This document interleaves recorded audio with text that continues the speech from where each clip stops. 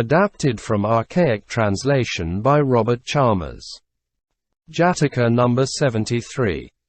Sakamkira Jataka. They knew the world. This story was told by the master while at the bamboo grove, about going about to killing. 4. Seated in the hall of truth, the brotherhood was talking of Devadatta's wickedness, saying, Sirs, Devadatta has no knowledge of the master's excellence. He actually goes about to kill him. Here the master entered the hall and asked what they were discussing. Being told, he said, This is not the first time, brethren, that Devadatta has gone about to kill me. He did just the same in past days also. And so saying, he told this story of the past. Once upon a time Brahmadatta was reigning in Benares. He had a son named Prince Wicked. Fierce and cruel was he, like an angry snake. He spoke to nobody without abuse or blows. Like grit in the eye was this prince to all folk both within and without the palace, or like a voracious ogre, so dreaded and fell was he.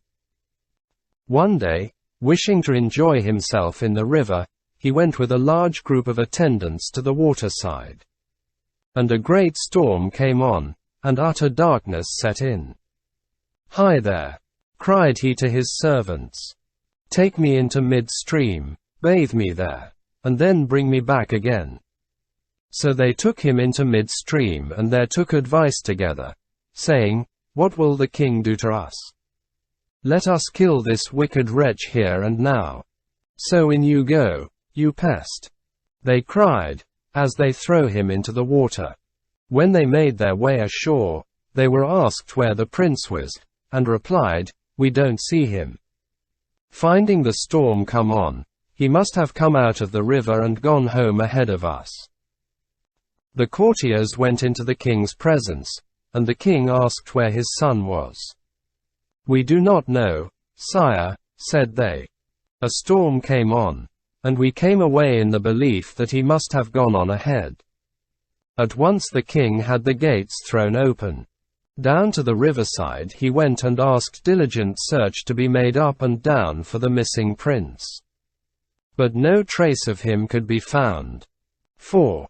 In the darkness of the storm, he had been swept away by the current, and, coming across a tree trunk, had climbed onto it, and so floated downstream, crying loudly in the agony of his fear of drowning.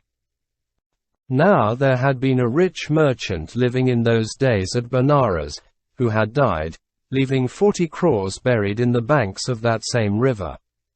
And because of his craving for riches, he was reborn as a snake at the spot under which lay his dear treasure.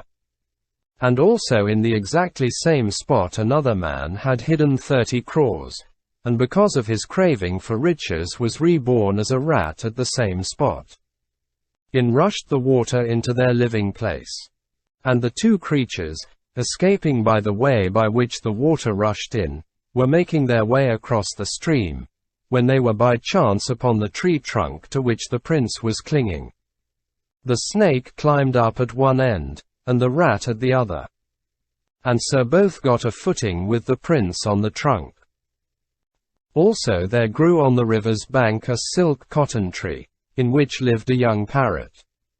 And this tree, being uprooted by the swollen waters, fell into the river. The heavy rain beat down the parrot when it tried to fly, and it descended in its fall upon this same tree trunk.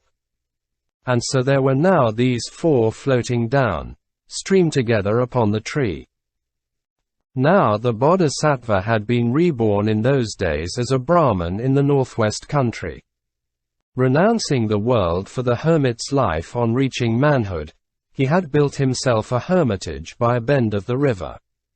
And there he was now living. As he was pacing to and fro, at midnight, he heard the loud cries of the prince, and thought thus within himself, This fellow creature must not perish thus before the eyes of so merciful and compassionate a hermit as I am. I will rescue him from the water, and save his life. So he shouted cheerily, Be not afraid. Be not afraid. and plunging across stream, seized hold of the tree by one end, and, being as strong as an elephant, brought it into the bank with one long pull, and set the prince safe and sound upon the shore. Then, becoming aware of the snake and the rat and the parrot, he carried him to his hermitage, and there lighting a fire, warmed the animals first, as being the weaker, and afterwards the prince. This done, he brought fruits of various kinds and set them before his guests, looking after the animals first and the prince afterwards. This enraged the young prince, who said within himself, "This rascally hermit pays no respect to my royal birth, but actually gives brute beasts precedence over me." And he conceived hatred against the bodhisattva. A few days later, when all four had recovered their strength and the waters had subsided, the snake said farewell to the hermit with these words, "Father, you have done me a great service. I am not poor, for I have 40 crores of gold hidden at a certain spot. Should you ever want money, all of mine shall be yours. You have only to come to the spot and call, snake." Next the rat took his leave with a like promise to the hermit as to his treasure, asking the hermit come and call out, "Rat."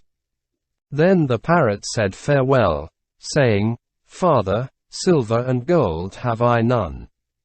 But should you ever want for choice rice, come to where I dwell and call out, parrot. And I with the aid of my family will give you many wagon loads of rice."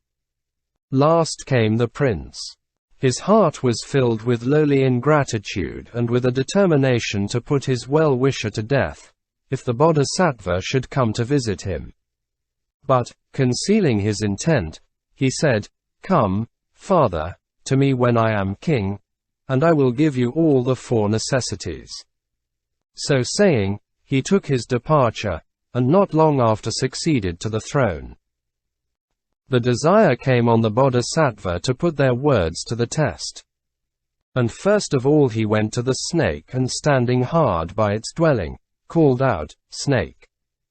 At the word the snake darted on and with every mark of respect said, "Father, in this place there are 40 crores in gold.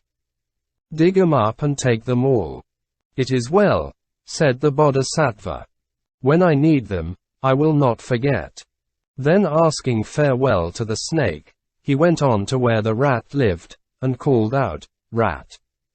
And the rat did as the snake had done, going next to the parrot, and calling out, "Parrot." The bird at once flew down at his call from the tree top, and respectfully asked whether it was the bodhisattva's wish that he with the aid of his family should gather paddy for the bodhisattva from the region round the Himalayas. The bodhisattva dismissed the parrot also with a promise that, if need arose, he would not forget the bird's offer. Last of all, he thought to test the king in his turn. The bodhisattva came to the royal garden, and on the day after his arrival made his way, carefully dressed, into the city on his round for alms. Just at that moment, the ungrateful king, seated in all his royal splendor on his elephant of state, was passing in procession round the city followed by a vast group of attendants. Seeing the bodhisattva from afar, he thought to himself, "Here's that rascally hermit come to quarter himself and his appetite on me. I must have his head off before he can publish to the world the service he rendered me." With this intent, he made sign to his attendants, and, on their asking what was his will, said, "I think over there rascally hermit is here to beg from me. See that the pest does not come near my person, but seize and bind him. Flog him at every street corner. And then march him out of the city, chop off his head at the place of execution, and impale his body on a stake." Obedient to their king's command, the attendants laid the innocent great being in bonds and flogged him at every street corner on the way to the place of execution. But all their floggings failed to move the bodhisattva or to extract from him any cry of "Oh, my mother and father." All he did was to repeat this stanza, They knew the world, who framed this proverb true. A log pays better return than some men. Single quote. These lines he repeated wherever he was flogged, till at last the wise among the bystanders asked the hermit what service he had rendered to their king. Then the bodhisattva told the whole story, ending with the words, "So it comes to pass that by rescuing him from the torment I brought all this suffering upon myself. And when I think how I have left unheeded the words of the wise of old, I exclaim as you have heard." Filled with indignation at the recital, the nobles and Brahmins and all classes with one accord cried out, "This ungrateful king does not recognize even the goodness of this good man who saved his majesty's life. How can we have any profit from this king? Seize the tyrant!" And in their anger they rushed upon the king from every side, and killed him there and then, as he rode on his elephant, with arrows and javelins and stones and clubs and any weapons that came to hand. The corpse they dragged by the heels to a ditch and threw it in. Then they anointed the bodhisattva king and set him to rule over them. As he was ruling in righteousness, one day the desire came on him again to try the snake and the rat and the parrot. And followed by a large group of attendants, he came to where the snake lived. At the call of "Snake," out came the snake from his hole and with every mark of respect said, "Here, my lord, is your treasure. Take it." Then the king delivered the 40 crores of gold to his attendants, and proceeding to where the rat lived, called, "Rat."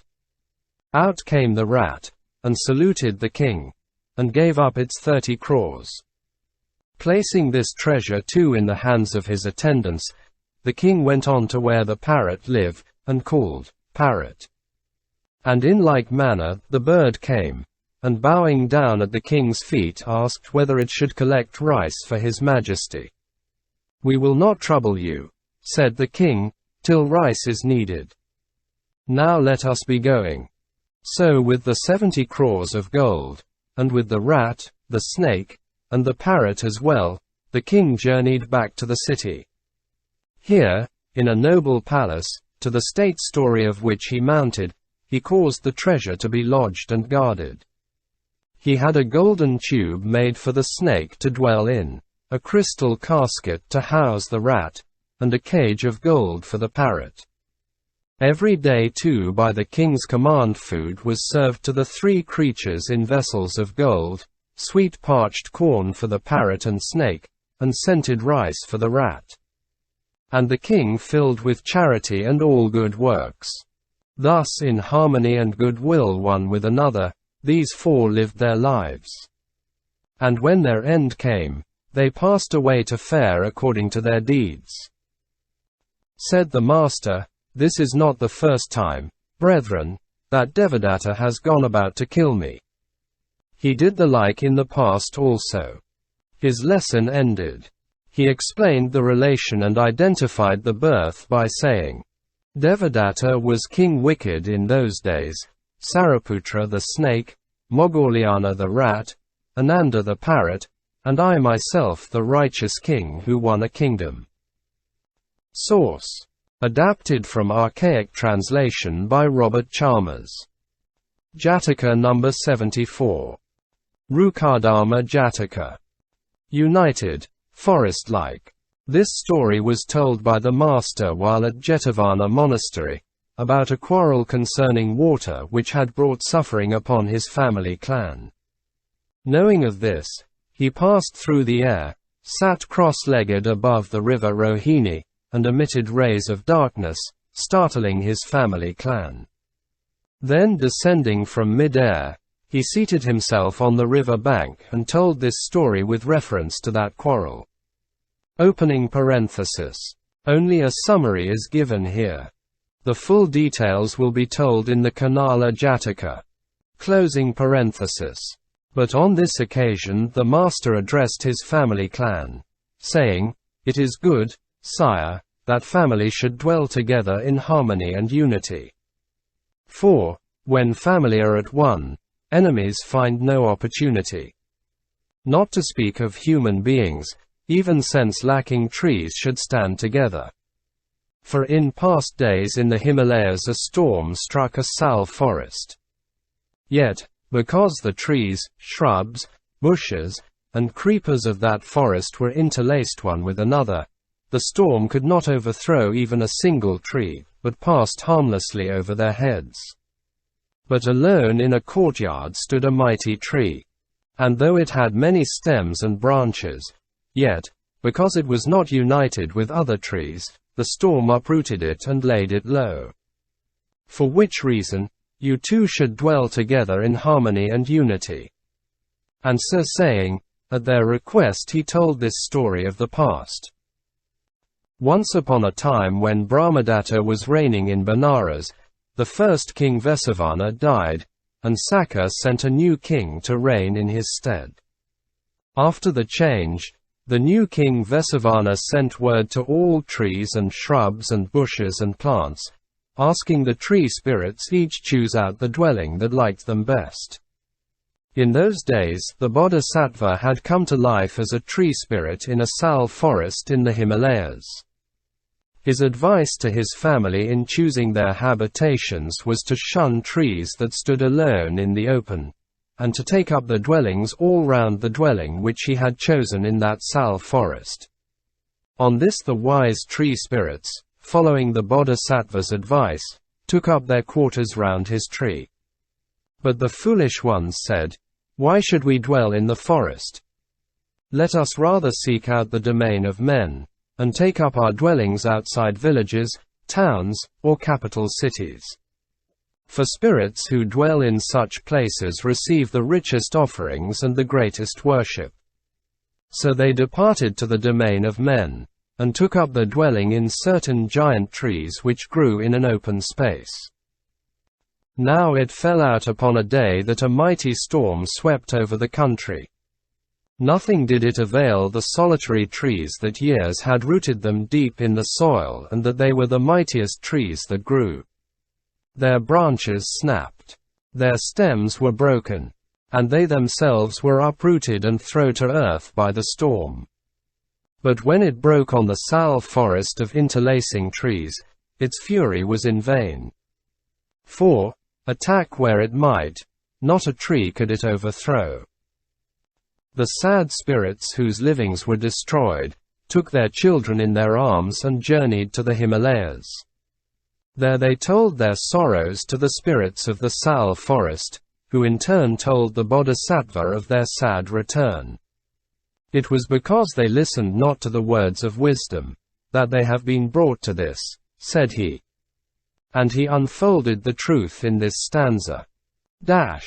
United, forest-like, should family stand. The storm overthrows the solitary tree. So spoke the bodhisattva. And when his life was spent, he passed away to fare according to his deeds. And the master went on to say, "Thus, sire, think how good it is that family clan at any rate should be united, and lovingly dwell together in harmony and unity." His lesson ended, the master identified the birth by saying, "The Buddha's followers were the spirits of those days, and I myself the wise spirit."